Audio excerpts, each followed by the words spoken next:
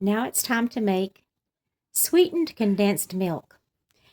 It's not going to be allowed, from what I understand, under SNAP, Maha, Tennessee. And so it's something that you can make yourself. It's a lot cheaper to make it yourself. That stuff is about $5 a can now. And I think that is completely ridiculous. So what you want to do is you want to put 1 1/3 cup of granulated sugar, just regular granulated sugar. And you're going to need 4 cups of milk, whole milk.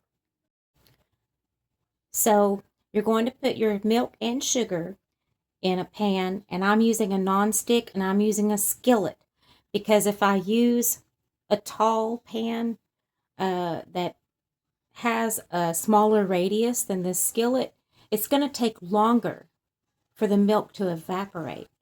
And so this will make it happen faster. You're not going to cover it at any point during this process. And you're going to start out with the eye on high. And you will have to watch this and stir this occasionally until it turns a really light golden color. And so I'm using a whisk, okay, to stir. And when it comes to a boil, I'm going to lower the temperature to a simmer. And I'm just going to let the milk evaporate. And that's what is going to create that thick consistency of sweetened condensed milk. Okay, the milk has almost come to a boil. And so what I'm going to do now is I'm going to turn down the heat. I'm going to turn it on about 3, okay?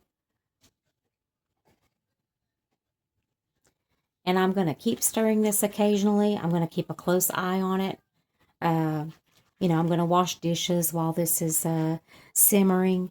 And it's going to take about 30 to 45 minutes. But you'll be able to use it in recipes where you want to add sweetness. You can use it for coffee creamer.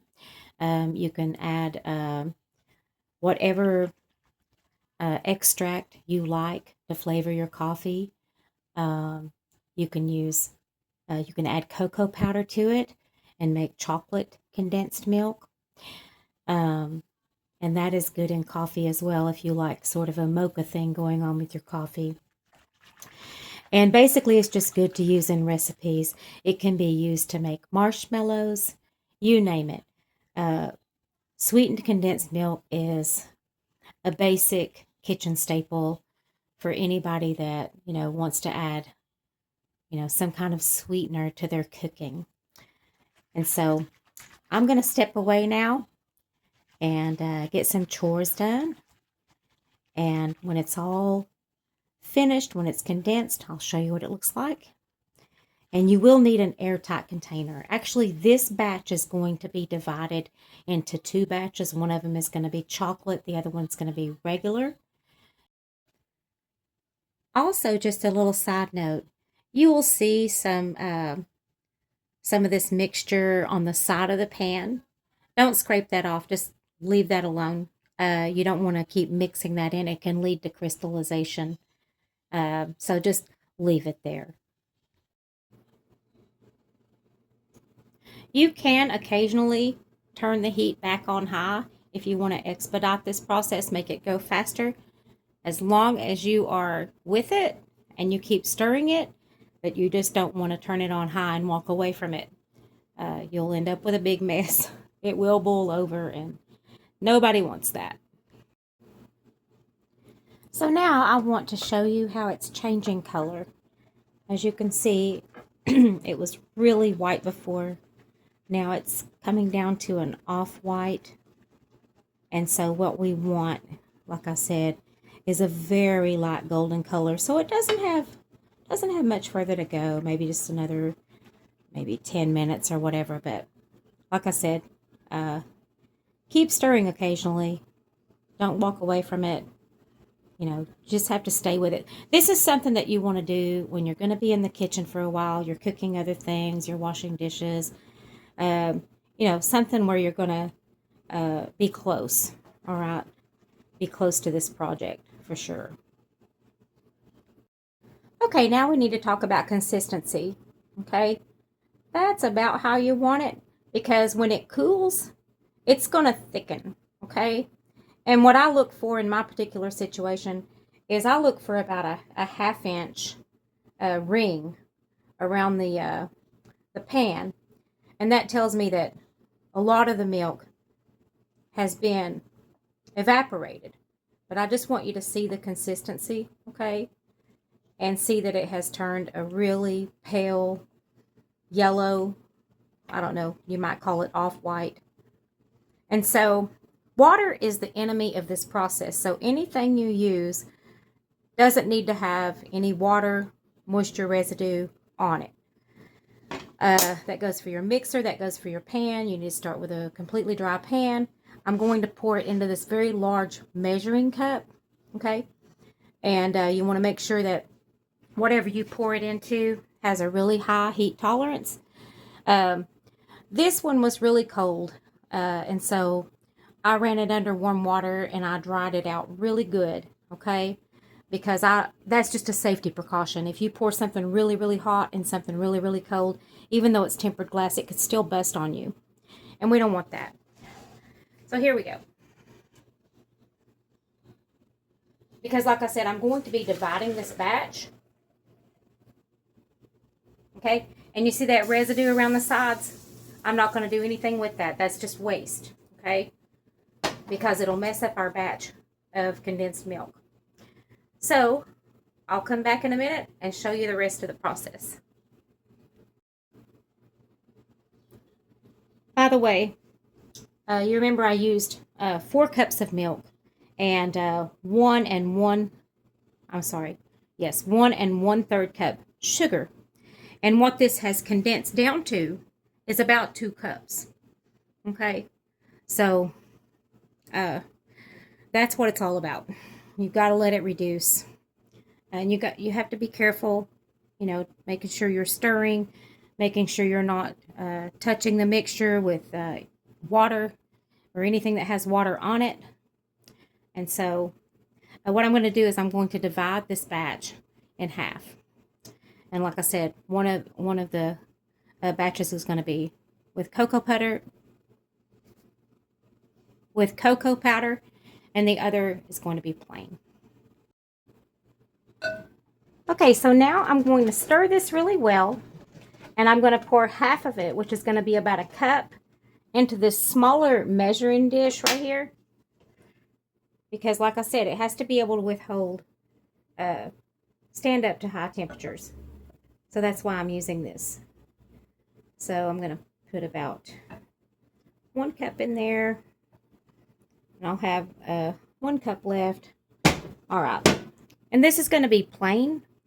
All right. And this one's going to get the cocoa. So I'm going to set that one aside.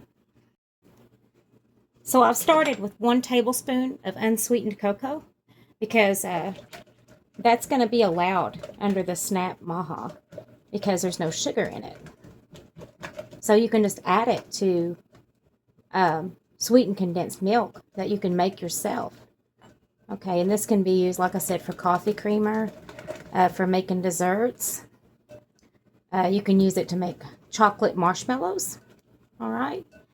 And you can use the regular to make marshmallows also, like I said earlier. And I think I want to go with 1 more tablespoon. I just don't want to add too much at one time. And I want to do this while it's still good and hot, okay? Because it's going to dissolve the cocoa powder a lot easier.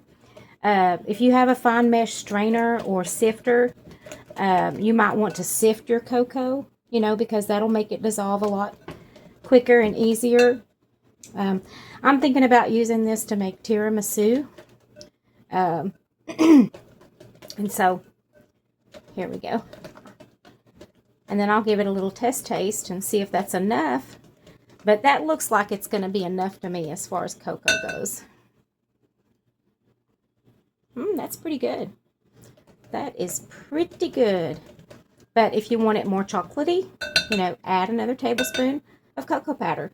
Customize this. Make it the way you want it. Now this one, I plan on just leaving it plain, but you could add pumpkin spice to it, and you could use it to make a cream filling for a cake or something, or even an icing. Um, so, you know, the sky's the limit when it comes to sweetened condensed milk. There are so many things you can do with it. It's just a very handy, basic staple to have. And we made this for a lot less than, like this would be like one can, and that would be like $10 right there. And I didn't spend that because a gallon of milk is about $4 and a bag of sugar, and then you're going to have milk and sugar left over to do other things with. And so that this is a lot more economical making it yourself, even with the use of the electricity that it takes to make it, which takes about maybe 30 to 45 minutes to get it to reduce. As you can see, it has thickened quite a bit at room temperature, but it needs to come down some more. The cooler it gets, when it comes actually down to room temperature, it's going to be a lot thicker. And if you want it thicker, you just continue the evaporation process longer. You just cook it longer. As long as you keep stirring and you don't abandon your recipe, you could basically do whatever you want with this. But I'm just giving you a basic recipe and some ideas and ways to deal with this, these SNAP Maha restrictions that personally I don't believe were necessary. Okay, I was against it. I never had any problem with people who receive SNAP benefits getting cookies or snack cakes or anything like that. I didn't have a single issue with that. I felt that people should be able to spend their benefits however they choose, as long as it's not on like alcohol and cigarettes and things like that, as long as it's a food item. Okay, you're going to need airtight containers. The glass ones are best, but right now I just have these plastic ones handy. And before I pour the chocolate mixture in, I'm going to stir it really well with a nice dry silicone whisk. Okay, and now I'm going to pour that in here.